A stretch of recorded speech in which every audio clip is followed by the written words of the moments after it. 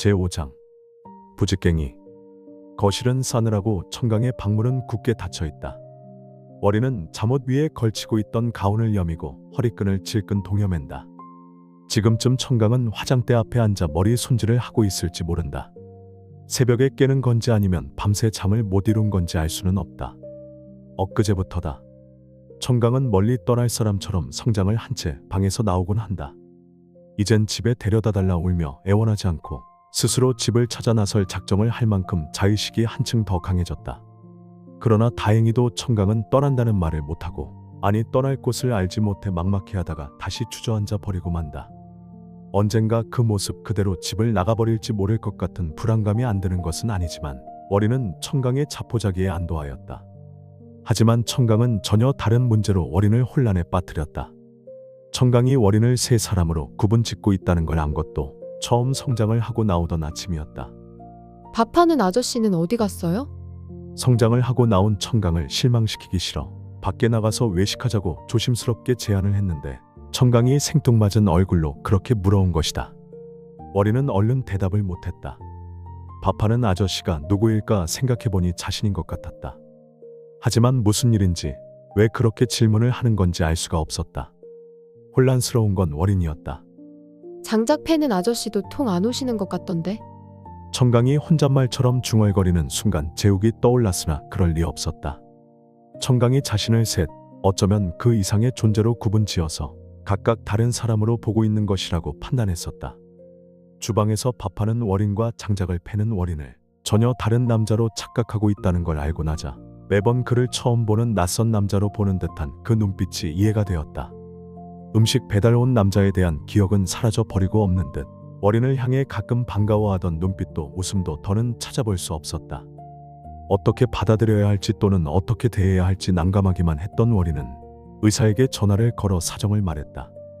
난감해하는 건 의사도 마찬가지였다. 아마 일시적으로 일어나는 현상일 겁니다. 어쨌든 나아지고 있는 건 분명합니다. 의사는 그런 말을 남기고 전화를 끊었다. 월이는 벽난로 앞으로 다가가서 손바닥을 대본다. 실미지근하다. 벽난로 문을 열고 안을 들여다본다. 장작이 거의 다 타고 불씨조차 보이지 않는다. 잠들기 전에 참나무 장작을 넉넉하게 던져넣고 바람구멍을 닫아 두었지만 밤새 신화로 타버린 모양이다. 같은 양의 나무 둥치를 던져 놓아도 어떤 날은 아침까지 제법 불기운이 기승을 부리고 또 어떤 날은 일찌감치 타버리거나 채 절반도 타오르지 못하고 꺼져버린다. 벽난로 옆에 걸어둔 부직갱이로 타다 남은 잿더미를 들추자 인걸불 하나가 갈라진 혀를 내민다. 남은 불씨는 월인이 다시 불을 피워야 하는 수고를 덜어준다. 일순 되살아난 불씨로 벽난로 안이 환하다. 시꺼멓게 그을린 벽난로 안은 아스라이 먼 우주 같고 타다 남은 나무와 잿더미는 마치 폐허의 혹성 같다.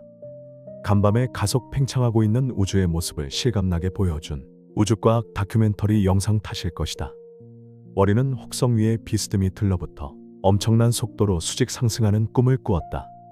순식간에 모든 것은 아득히 멀어졌고 새로운 별들이 머리 위로 쏟아져 내렸다. 월이는 혹성을 부둥켜 안은 채 떨어져 나가지 않으려고 안간힘을 썼다. 월이는 벽난로 안에 채를 아래로 긁어내리고 참나무 장작 몇 개를 인걸불 위에 기대 놓는다. 기다렸다는 듯이 불의 혀가 참나무 장작을 핥기 시작한다. 잿더미 속에 감추어진 기억의 불씨를 찾아내어 되살려 주기만 한다면 굶주린 청강의 기억이 불의 혀처럼 일어날지 모르는 일인데, 도대체 기억을 되살릴 수 있는 부직갱이는 무엇일까? 어쩌면 나 자신이 부직갱이가 아닐까? 그런데 어떻게 잿더미가 되어버린 청강의 기억 속으로 파고들지? 월인이 생각에 빠져있는 사이 금방 벽난로가 뜨거워진다. 월인은 생각난 듯 서재로 들어가 스마트폰을 집어 들고 나오면서 소풍으로 전화를 한다. 저편으로 달려가고 있는 신호음이 들리기 시작하자 청강이 퇴원한 뒤로 한 번도 가보지 못한 소풍이 눈앞에 선하다.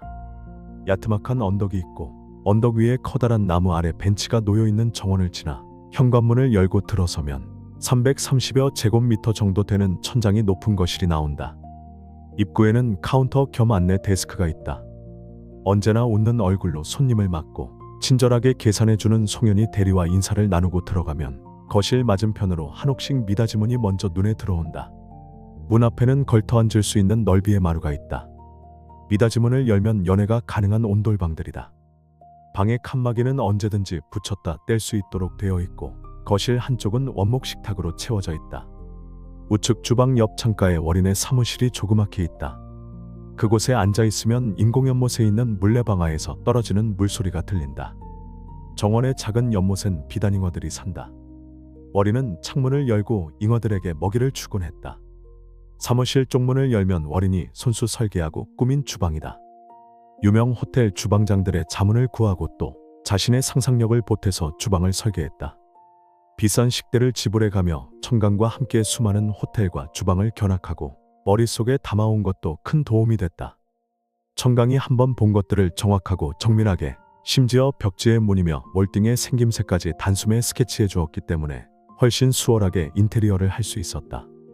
월인은 소풍을 시작하기 전에 한식 조리사 자격증을 땄다.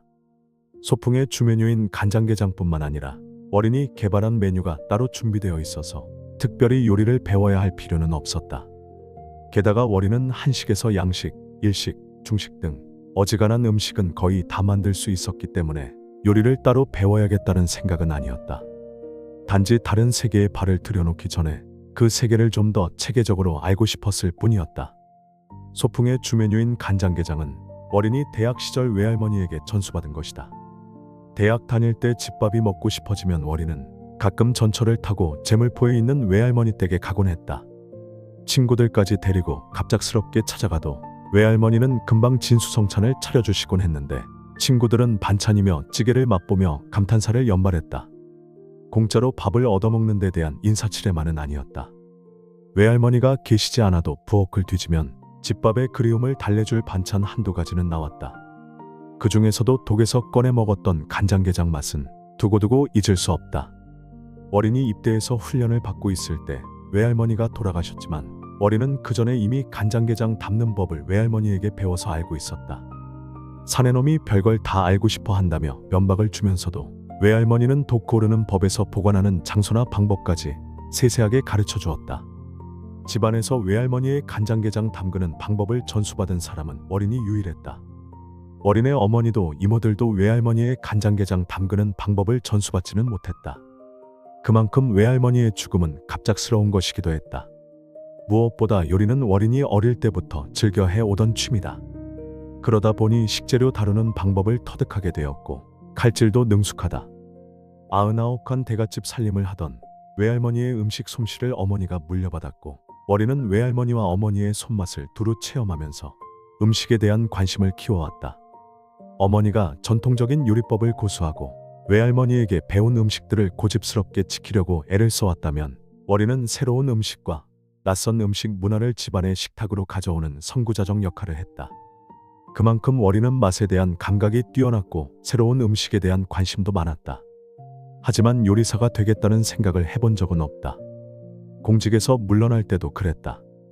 몸에 맞지 않는 옷을 입고 있는 것 같아 사퇴하면서도 요리사가 될 생각은 하지 못했다. 그래서 미 대륙 횡단을 다녀와서 수순처럼 로펌에 취직을 한 것이다. 송현이 대신 부장 희진이 전화를 받는다. 희진은 청강의 안부를 먼저 묻는다. 그리고 달리 할 말이 없는지 어제 마감 전에 보고한 것을 또 이야기한다. 눈이 왔는데도 어제는 손님이 많았다고. 주방에서 일하는 아주머니 한 분이 이틀째 나오지 않았다는 것도 알려준다. 그만둘 것 같지는 않은지 사람을 새로 구하겠다는 말은 없다. 월인은 벽시계를 쳐다본다. 정각 9시다. 어쩌면 눈 때문에 아직 송현이는 출근 전일지 모른다는 생각이 든다. 부장 희진은 눈이 오든 비가 오든 항상 가장 먼저 출근한다. 출근해보면 언제나 그녀는 수저며 행주 따위를 삼고 있다. 부장님 어제 퇴근 못했어요? 월인은 어제 그녀가 퇴근하지 않고 소풍에서 잤을지도 모른다는 생각이 불현듯 들어묻는다. 송현이나 다른 직원들도 그렇지만 소풍의 주방장 겸 지배인격인 희진 역시 생활정보지를 통해 뽑았다. 그녀가 담근 열무김치를 맛보고 월인은 조리사 자격증도 없는 그녀를 선택했다. 하지만 여태껏 한 번도 실망한 적이 없다. 그녀는 처음부터 조미료나 설탕을 쓰지 않고도 음식을 맛깔나게 만들 줄 알았다. 희진은 월인보다 6살 정도밖에 많지 않다. 그런데도 그녀가 만드는 음식은 외할머니의 음식처럼 친근하고 정갈했다. 소풍의 밑반찬 중 일부는 순전히 그녀의 레시피대로 만들어낸다. 월이는 그녀에게만 그것을 허락했다. 그 밖에 다른 음식들은 하다못해 쌈장이나 초고추장 하나라도 월인의 레시피대로 만든다. 그래도 그녀가 만들면 월인이 만든 것과 달리 어딘지 모르게 좀 더 정갈해 보였다. 월인은 그것이 여자와 남자의 차이에서 오는 것으로 생각했다. 월인은 그녀의 성실함에 보답하려고 희진을 소풍의 부장으로 승진시켰다. 눈 때문에 걱정돼서요. 퇴근했다가 출근 못하면 어떡해요. 셰프님도 못 나오시는데. 희진의 대답은 따뜻하고 책임감 넘친다. 며칠째 집에 못 들어간 거 아닙니까? 월인은 희진에게 미안하다. 여기 걱정은 마세요, 셰프님. 희진은 좀 과장되게 밝은 목소리로 말한다. 소풍은 건물도 사업자도 청강의 명의로 되어 있어 월인은 처음부터 종업원에게 자신을 셰프로 소개했다. 때문에 월인이 소풍의 주인이라는 걸 알고 나서도 습관처럼 종업원들은 월인을 셰프님이라고 부른다. 월인은 그것이 싫지 않다. 소풍이 아니라 부장님이 걱정이죠. 그러다가 남편한테 쫓겨나면 어쩌시려고. 남편이 들어오지 말랬어요. 눈길에 사고 난다고. 기훈이 학교는 어쩌고요. 저는 집에 가서는 아무것도 안 해요, 셰프님. 하다못해 수저 하나도 안 삶아요. 남편이랑 아들이 다 해요. 제 빨래까지. 기훈이도 이제 고등학생이잖아요. 희진 부장은 쾌활하게 웃는다. 문의로 이사하시라고 할 수도 없고. 지금은 다른 생각 마시고 사장님, 아니 사모님만 잘 돌봐드리세요. 혼자 주무시려면 무섭지 않으세요? 현이랑 같이 잤어요. 송현이도요? 부모님께서 야단하실 텐데. 26살 난 여자가 며칠째 집에 들어가지 못하고 있다고 생각하니 고용주로서 죄책감이 먼저 든다. 하긴 제때 제설이 잘 된다고 해도 청주에서 문의까지 오가기는 위험부담이 따를지 모른다. 게다가 밤늦은 퇴근길에 눈이라도 만나면 더 그럴 것이다. 생각해보니 요 며칠 사이 밤낮을 가리지 않고 간헐적으로 눈이 내리곤 했던 것 같다. 그런데 주인이라는 사람이 직원들의 출퇴근 문제에 대해서는 생각도 못하고 있었으니 하는 자책감이 든다. 31살 학부모인 대규는 버스로 출퇴근하니까 그나마 마음이 놓인다. 다른 직원들은 문의에 살고 있으니까 염려하지 않아도 될 것 같다. 제가 허락받았어요. 아, 현이 막 샤워하고 나왔어요. 하실 말씀 있으시면 바꿔드릴게요. 아닙니다, 부장님. 고생이 많다고 고맙다고 부장님이 전해주세요. 부장님께도 감사드립니다. 하지만 오늘은 집에 들어가세요. 송현이는 지금껏 취직해서 서너 달을 버틴 적이 없다고 했다. 그런 그녀가 소풍에서 벌써 2년째 일하고 있다. 월이는 그게 희진의 세심한 배려덕이라는 걸 안다. 희진은 야단치지 않고 상대방이 잘 알아듣도록 자상하게 설명하고 설득시킬 줄 알았다. 그녀는 굳은 일에도 솔선수범이었다. 전화를 끊고 나서도 왠지 월이는 그녀에게 빚을 지고 있는 듯한 기분이다. 월이는 방열 장갑을 끼고 참나무 장작 하나를 집어 벽난로 안으로 던져 넣는다. 불꽃이 사방으로 튀고 불길이 치솟는다. 어느새 열기가 퍼져 집안이 따뜻하다. 월인이 로펌을 그만두고 시골로 내려가 살고 싶다고 했을 때 농담처럼 던진 청강의 첫 질문은 뭐해서 먹고 살려고였다. 한정식 집을 했으면 해. 월이는 웃음 띤 얼굴로 말했다. 농담이었으니까. 자기가 요리 잘하는 건 아는데 그걸 직업으로 삼을 만큼 대단하다고는 못 느꼈어. 아니 직업으로 삼으려고 할 만큼 요리에 열정이 있다는 걸 못 느꼈다고 하는 편이 맞겠네. 바빠서 그랬을 수 있지만 청강도 대수롭지 않게 대꾸했다. 그때까지만 해도 농담에 지나지 않았으니까. 공직이 그랬듯이 회사도 아니 변호사 생활도 나한테 맞지 않아. 내가 좀 아둔해서 그걸 이제야 깨달아. 돌이켜보면 법조인이 된 것은 편협한 선택이었어. 법조인이 되면 부모님이나 나를 아는 사람들의 기대치에 어긋나지 않을 거로 생각했던 것 같아. 하지만 정작 내가 원하는 삶이 무엇인지는 고민하지 않았어. 무엇보다 법정에 서면 나 자신이 한없이 무력하게 느껴져. 월이는 조금 진지하게 말했다. 사실이었으니까. 내가 식당을 하겠다고 하긴 했지만 요리사가 되는 게 꿈은 아니야. 요리는 내가 좋아하는 일이고 내가 좋아하는 일을 하려면 식당을 차려야 한다는 생각을 한 것뿐이지. 그렇다고 나 좋은 대로 하겠다는 건 아니야. 자기가 반대한다면 굳이 식당을 할 생각은 없어.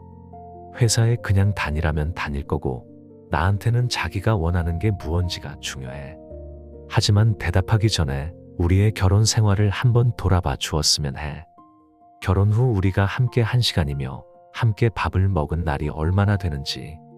신혼여행조차 제대로 가지 못한 건 그렇다 치고 나는 나대로 바빠서 새벽이나 밤늦게 들어오는 날이 대부분이야.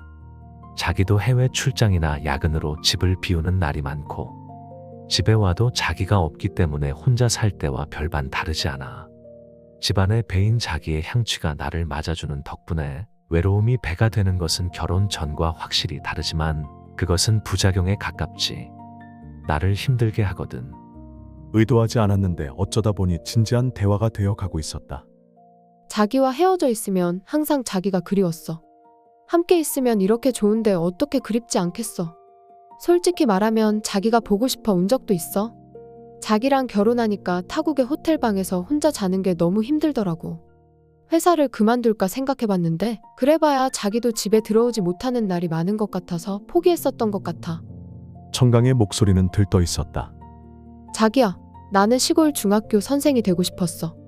그것으로써 내가 이 세상에 필요한 역할을 하는 것이라고 믿어.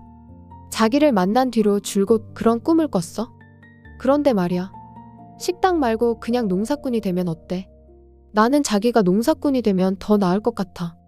나는 중학교 선생을 하고 자기는 밀짚 모자 쓰고 트랙터를 모는 농사꾼이 되는 거야.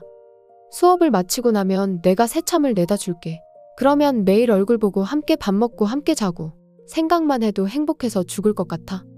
월이는 청강이 그런 마음을 가지고 있는 줄은 정말 상상조차 하지 못한 일이었다. 어쩌면 실망하고 화를 내지 않을까 걱정했는데 의외로 청강은 월인보다 더 다른 삶을 원하고 있었다. 월인이 아침 준비를 하며 이런저런 생각을 하고 있는데 청강이 방문을 열고 나오는 소리가 들린다. 월인은 얼른 가스레인지 불을 끄고 거실로 나간다. 청강이 놀라지 않게 느긋한 표정을 짓는 것도 잊지 않는다. 청강은 2층으로 올라가는 계단을 기웃거리다 인기척을 느끼고 고개를 돌린다. 청강은 월인과 눈길이 마주치자 고개를 숙여 공손하게 인사를 한다. 지금 청강은 밥해주는 월인과 만나는 것이다. 청강은 누구를 만나든 태도나 눈빛은 처연하다. 가족과 친구를 모두 잃고 혼자 남겨진 아이의 슬픔 같은 것이 청강에게서 배어나오는 것이다. 선생님, 이리 오세요. 월이는 조심스럽게 청강을 부른다.